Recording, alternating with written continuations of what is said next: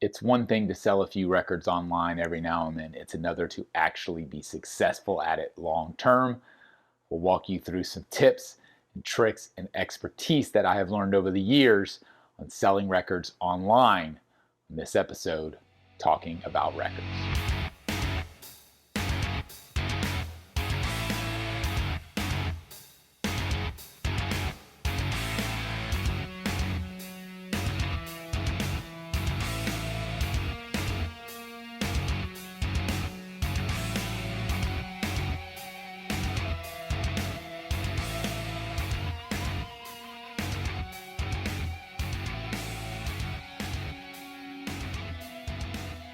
My name is G.I. Sanders from NTX Vinyl, a small chain of independent record shops from the Dallas-Fort Worth area.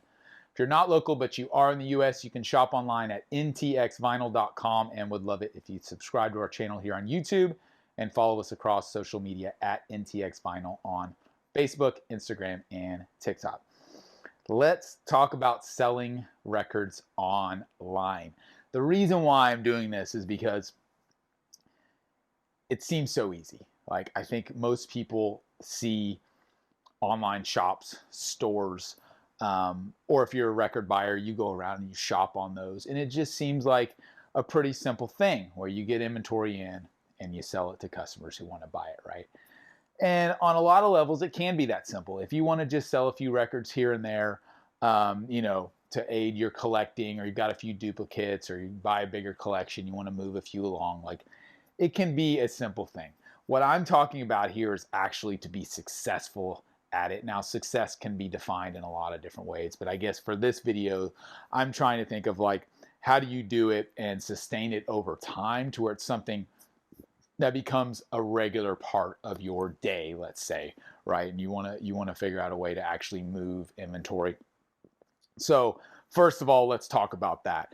I'm going to assume, if you're watching this video, maybe you're thinking about selling records online, and I'm going to assume that you have some inventory. Maybe that's from your personal collection. Maybe you've got overstock from collections you've bought and you don't need a bunch of records. You got them sitting around.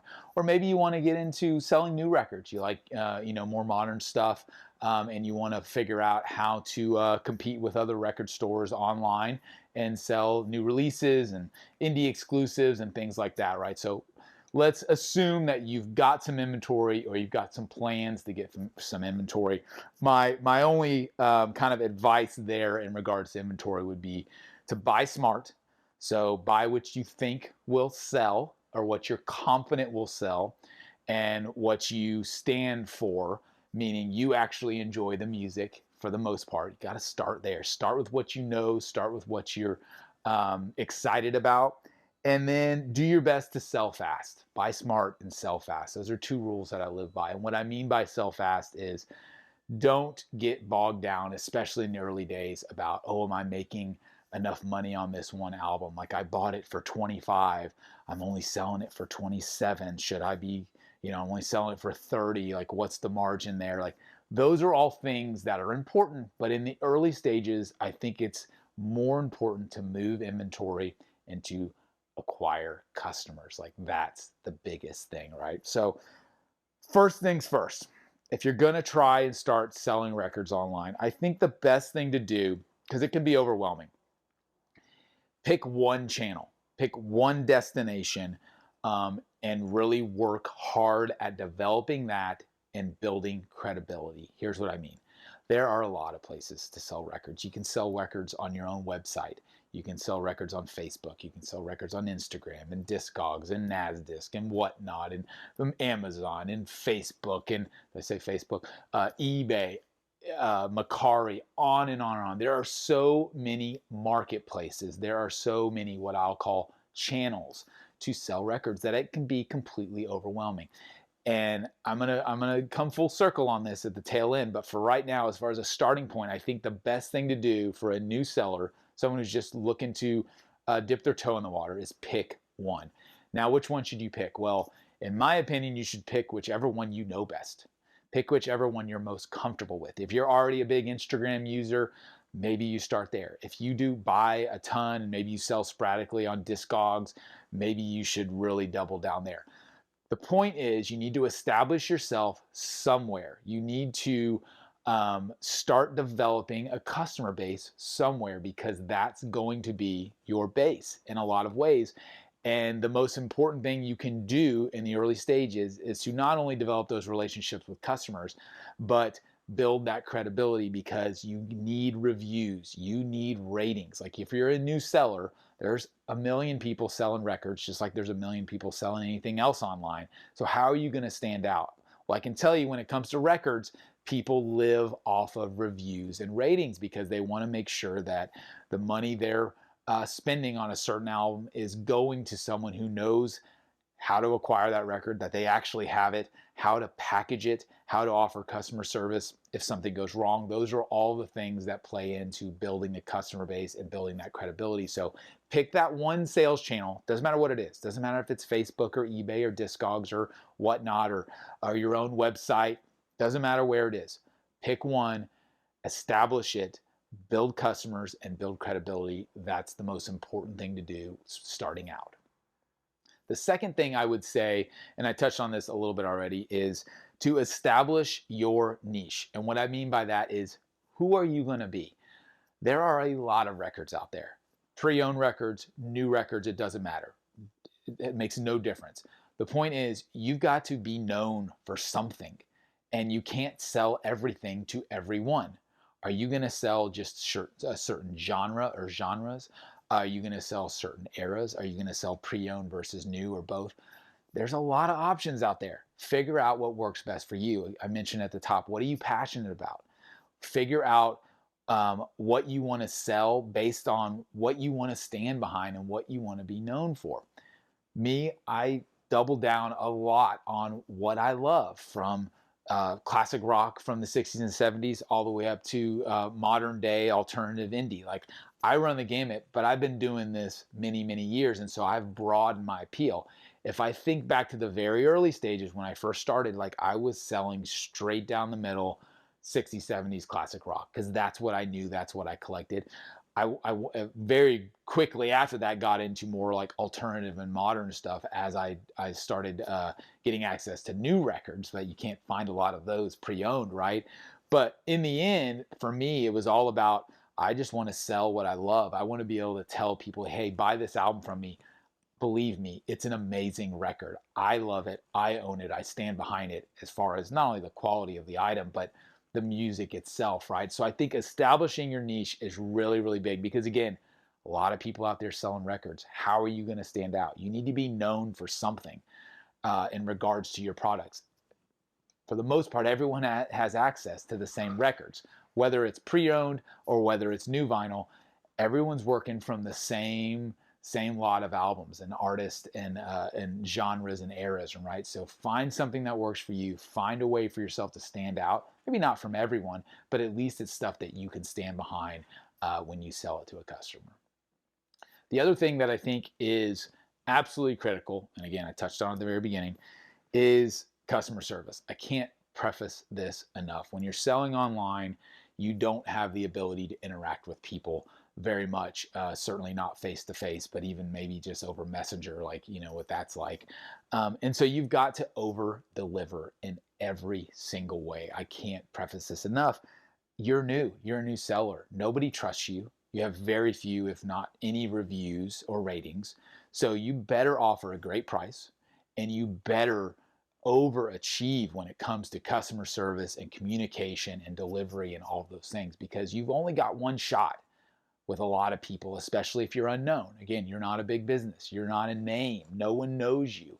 So you better impress every single customer that you sell to. And those are little things, making sure you have the right boxes, making sure that there's a personal touch in each album that you deliver, whether it's a handwritten note or an inserted flyer or a sticker or whatever it may be. You come up with what makes yourself unique and different. But in the end, I think it's just about, you've got to, if you're going to win over customers in the beginning as someone who's a completely new seller, doesn't matter which channel, which platform, it goes on all of them. You've got to make sure that when that customer gets that record, that they think, oh, this is fantastic, I will definitely buy from that person again.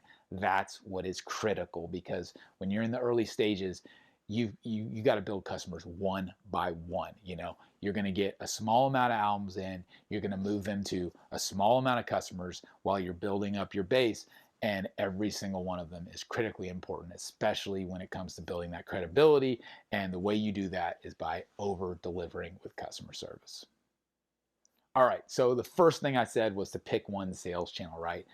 And I think that's very important. You need to pick and just go, hey, I'm just going to start on eBay, or I'm just going to start on Discogs, I'm just going to do, Facebook groups, I'm just going to do whatnot, whatever it may be. Pick one, get really good at it.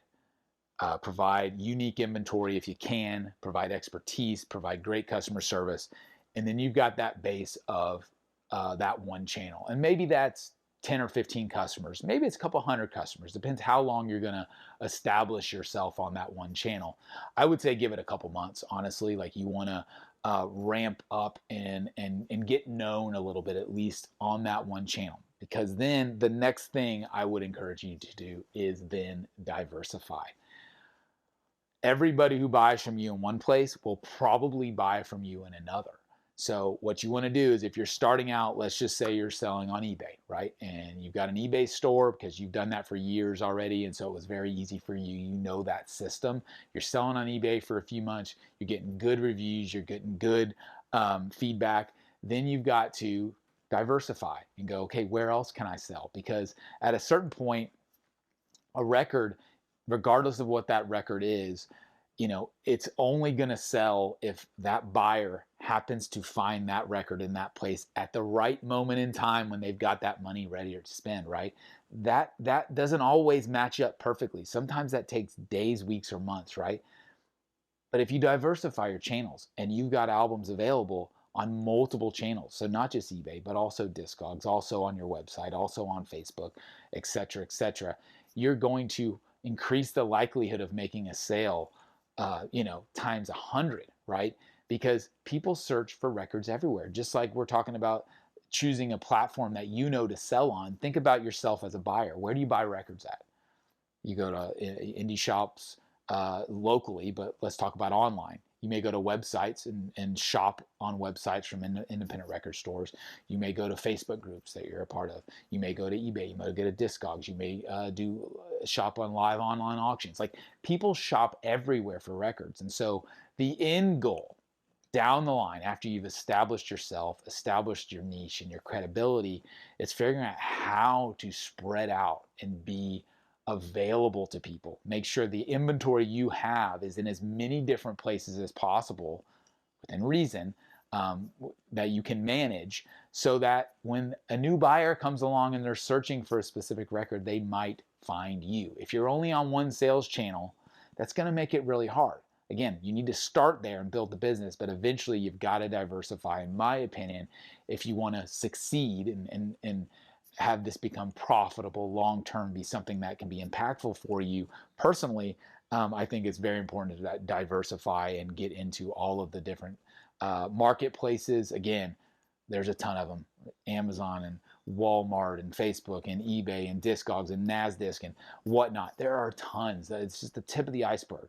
So start killing it on one and then start adding in others, and that's going to help you move more product, because you're going to be more available to the people that are searching for it. Last but not least, if you truly have diversified, maybe you started with one channel, one marketplace, and now you're selling on maybe 3 or 4, right? And you're getting busy because you've got albums available in multiple locations. I think the last thing that really is critical is the ability to scale your process. And here's what I mean by that. If you are selling records one by one to people via Messenger or text message or email, that takes up a lot of time. At a certain point, if you're going to look at this from a business standpoint, you've got to scale. And what that means is you've got to move a little more volume, a little more quickly. And so you've got to figure out how to streamline that. How do you get to a point to where you're not having an entire conversation with someone to sell a single record to make $3. Like, you're losing money in that scenario because of your time dedicated to that.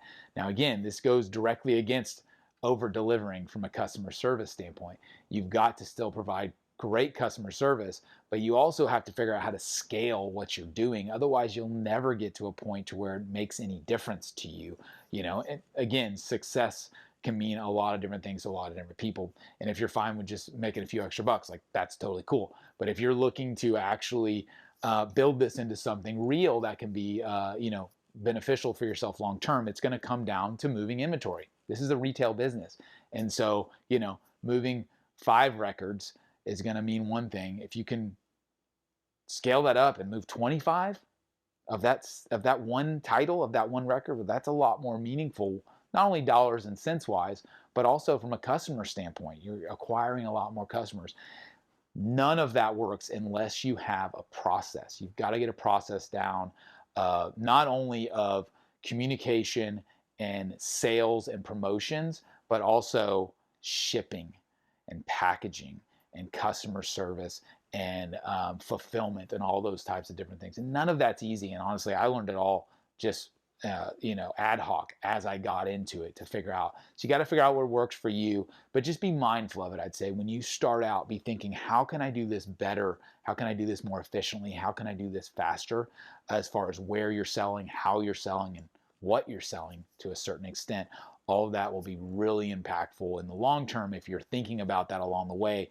By the time you do get to a point where you do have a lot of inventory, you've got a lot of customers, and you're on multiple sales channels, you better have a way to scale all of that. Otherwise, you're just going to get buried with incoming orders and defective albums and returns and problems on this channel versus that channel. Like, once you get all of those plates spinning, again, scale and efficiency is going to become very, very important very quickly. And so be mindful of that along your journey as you're figuring out how to do this, and I think you'll be much better off. So there you go. There is a crash course in what I believe you will need to do in order to be successful selling records online. Just the tip of the iceberg, honestly.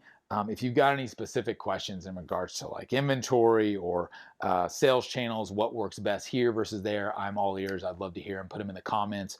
Always happy to talk about this stuff in more detail. I appreciate you watching as always. Hopefully this is helpful if you are someone who's looking to sell records online.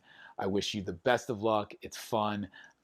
It's a lot of work, but in the end, pretty rewarding to be able to deliver music to people that hopefully you love and they love, and that's a great thing. So thanks as always for watching. This has been another episode of Talking About Records, and we'll see you again next time.